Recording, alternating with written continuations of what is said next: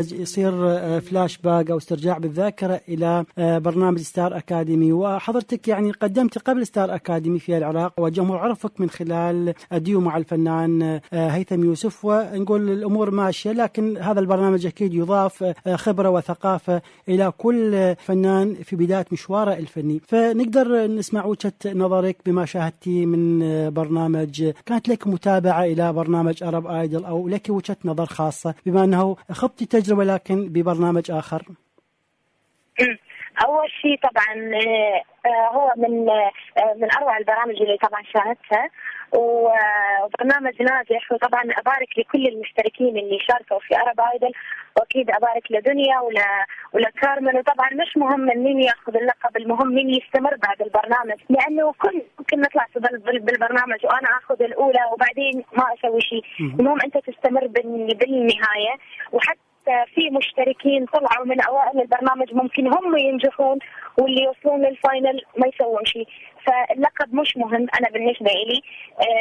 اللقب هو بس يمكن تقدر تقول هو تسمية.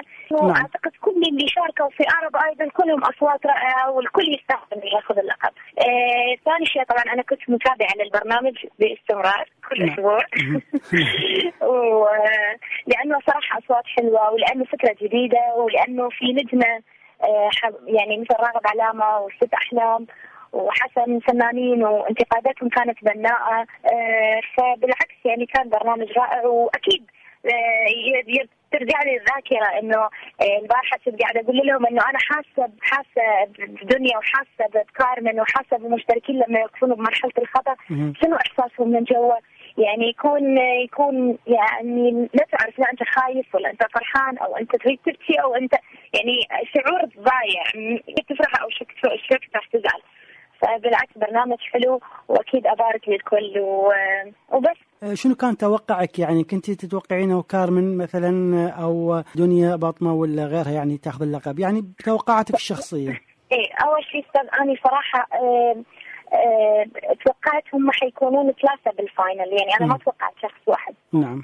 شخصين. توقعت إنه يكون يوسف اللي هو المشترك الأردني. نعم. ودنيا وكارمن. بس كنت متوقعة اللقب حيكون لكارمن أو لدنيا، يعني ممكن ضايعة بين الاثنين لآخر لحظة. مشت يعني كنت أقول الاثنين يستاهلون والاثنين يستحقون يأخذون اللقب، فمشت يعني متوقعة واحدة منهم، يعني واحدة أكثر من الثانية. الاثنين كانوا يعني ببالي إنه إذا دنيا أخذت فهي دنيا تستاهل، وإذا كارمن فهي تستاهل. فالاثنين كنت متوقعة لهم أن يأخذون اللقب، وإن شاء الله الاثنين راح يستمرون يعني أكيد، لأنه الاثنين أصوات مختلفة وأصواتهم حلوة وبالعكس برنامج كان رائع وحلو تتفرج على برنامج جديد يرجع لي شبيه لسوبر ستار اللي هو خاص بس بالغناء. ستار أكاديمي طبعا شامل كل شيء، التمثيل والرقص والغناء وكل شيء. ستار أكاديمي مختلف كليا عن أرب آيدل أو عن سوبر ستار أو عن نجم الخليج.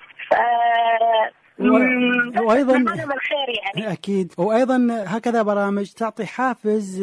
هناك منافس جديد إلى الساحة الغنائية أو صوت نساء يضاف إلى الساحة الغنائية، وأكيد المنافسة تكون موجودة من أجل الحضور ومن أجل التواصل مع الجمهور وتقديم ما هو قيم إلى المتلقي. وخلينا يعني بما أنه لازم نتحدث عن هذا البرنامج، كان ضيفي الفنان العربي صابر الرباعي، وكان أحد ضيوف أرب آيدل، فتكلمنا يعني عن البرنامج، فذكر حديث جدا جميل. قال احنا حظينا بالنجومية بتعب وجهد، يعني ما كانت لنا برامج خاصة ترعى المواهب وتصل إلى المتلقي أو إلى الجمهور من خلال سباق، من خلال تصويت، من خلال رعاية كاملة، من خلال لجنة، من خلال فرقة موسيقية. فهذا ست رحمة يعني يعودنا بالسؤال إلى النجوم اللي أحظوا باهتمام الجمهور ويعني تركوا بصمة في مجال أغنية، إنه فنان يبحث يعني عن ما هو قيم ليصل إلى الجمهور. بس أقول لك على نقطة جدا مهمة. نعم. طبعا الأستاذ صابر فنان جدا عظيم، وأنا أحترمه جدا وأحترم صوته، يعني من أكثر الفنانين اللي يعجبني صوتهم بالساحة الفنية. بس أنا عندي اختلاف ويا بهذا الموضوع، لأنه قبل على أيام أستاذ صابر الرباعي أو على أيام والدي أو على أيام أستاذ كاظم الساهر نعم. لم تكن برامج موجودة هواية، فما كان عدد كبير وعدد هائل من الفنانين، فكانوا هم الوحيدين اللي معروفين، معروف صابر، معروف كاظم، معروف رياض أحمد، معروف هيثم يوسف، معروف غيره، هذول المعروفين بالوسط الفني. هسه على كثرة البرامج الفنية أكيد هي قاعد تساعد المواهب، بس على كثرتها وعلى كثرة الفنانين اللي قاعد يطلعون صارت الناس يعني التوه هذا منو، خل أتذكر، صارت الناس تنسى يعني منو هذا طلع، هذا بأي برنامج طلع. أعتقد هذا يساعد وبنفس الوقت يضر، لأنه ممكن هو زيادة يعني العدد هذا الكبير ممكن يخلي الناس شوية يتيهون ويضيعون ويبطل عندهم تركيز أو يكونون فانز أو فان لمطرب معين، فهم يكونون يعني احنا صار عندنا فنانين أكثر من المواطنين العاديين. المشكلة الأكبر إنه هو ما في إنتاج، يعني في فنانين قاعد يطلعون وأكو أصوات حلوة بس ماكو إنتاج، ماكو دعم يعني انت يمكن هسه شركه او شركتين هي الوحيده اللي قاعد تدعم او قاعد تنتج، الباقيات ما ادري وين اختفوا وين راحوا.